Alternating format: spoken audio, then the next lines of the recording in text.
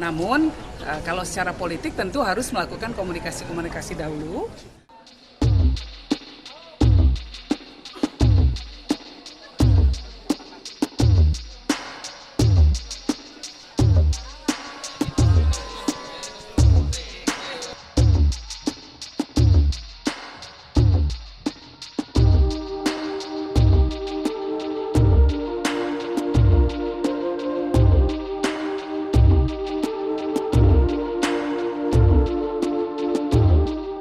Kayaknya sama dekatnya, seperti yang sering saya katakan, ya, dengan kita mulai dari yang abjadnya duluan ya, Pak Anies, ya, Pak Anies itu ketika saya pulang dari ambil master saya dari Amerika, beliau jadi rektor Paramadina dan menawarkan saya jadi dosen.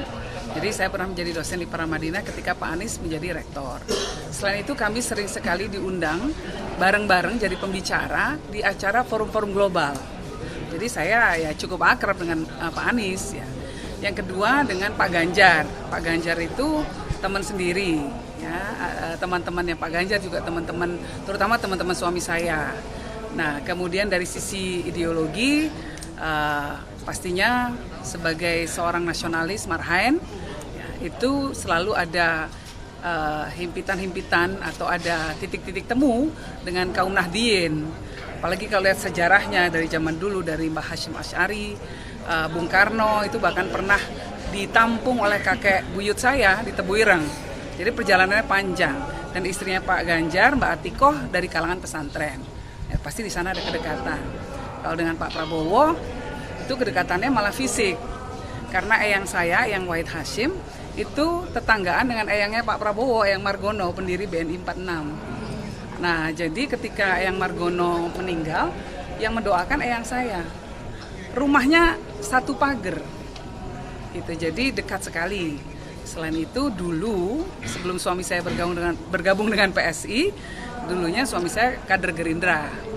Nah, di saat kami berkampanye untuk Gerindra tahun 2009, disitulah saya ketemu suami saya.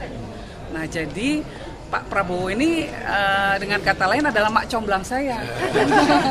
Itu kira-kira. Jadi kalau soal kedekatan pribadi, semuanya dekat secara pribadi. Nah, namun kalau secara politik tentu harus melakukan komunikasi-komunikasi dahulu untuk melakukan olah pikiran secara rasional.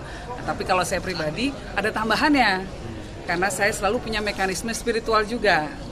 Jadi saya akan ke makam bapak saya dulu, ke makam Gus Dur, nunggu petunjuk. Kalau orang lain kan bilang menunggu petunjuk bapak. Nah, saya juga menunggu petunjuk bapak, yaitu bapak saya sendiri. Kira-kira gitu ya.